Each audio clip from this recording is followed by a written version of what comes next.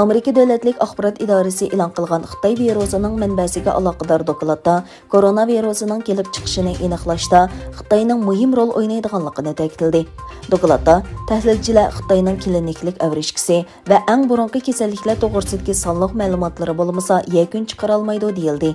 Yana bir tarafdan Xitoyning muavin tashqi ishlar ministri Ma Amerika axborot tarmoqlari e'lon qilgan dokladdagi virusning kelib chiqishi to'g'risidagi ayblashlarga qattiq inkos qaytardi va Amerikadagi Fort Detrick tajribaxonasining tekshirilishi kerakligini o'tirib qo'ydi. Türkiye Mudofaa şirketi Bayraktar tarafidan milliy imkonlar bilan tadqiq qilib yasalgan Akinji nomli uçquchisiz hujum aeroplani 29 avgust o'tkazilgan marosimda Turkiya qurolli qismlarining ishlatilishiga sunildi. Sınaq jarayonida Turkiya aviatsiya tarixidagi egizlik rekordini buzgan Akinji havoda 25 soat 46 minut turgan. Hujumchi uçquchisiz aeroplan havodan havoga qo'yib beriladigan boshqarilgan bomba va sun'iy idroq qatorliq nurg'un iqtidorlik bilan kishilarning diqqatini tortadi.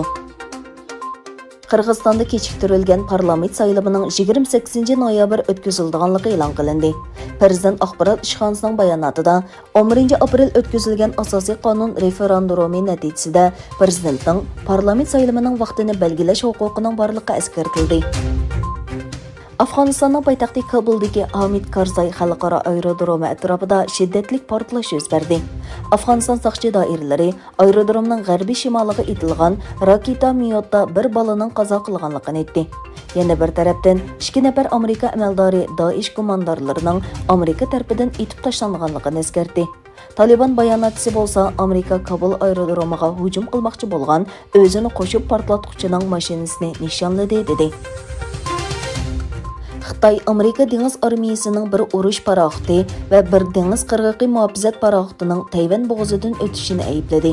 Amerika dengiz armiyasi bayonotida mundaq dedi: Paraxotlarning qonunli holda Tayvan bo'g'ozidan o'tishi Amerikaning Hind Tinch okeanga bergan va'dasini ko'rsatib beradi.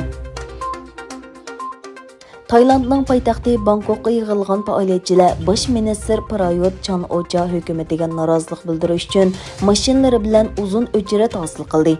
Namoyishchilar bosh ministr Prayutning iste'fo berishini talab qildi.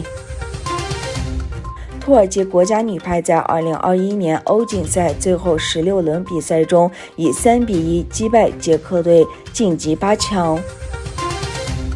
Xitoyning Uyg'ur bolalariga yurgizayotgan xitoylashtirish siyosati haqida maqola yozgan Uyg'ur kishilik huquq faoliyatchisi Roshan Abbas xonim mundaq dedi: 140 dan ortiq davlat bolalar huquqi ahdnomasini imzolagan bo'lsa-mu, xalqaro jamiyat Uyg'ur bolalarini qo'g'dash uchun harakat qo'llanmadi.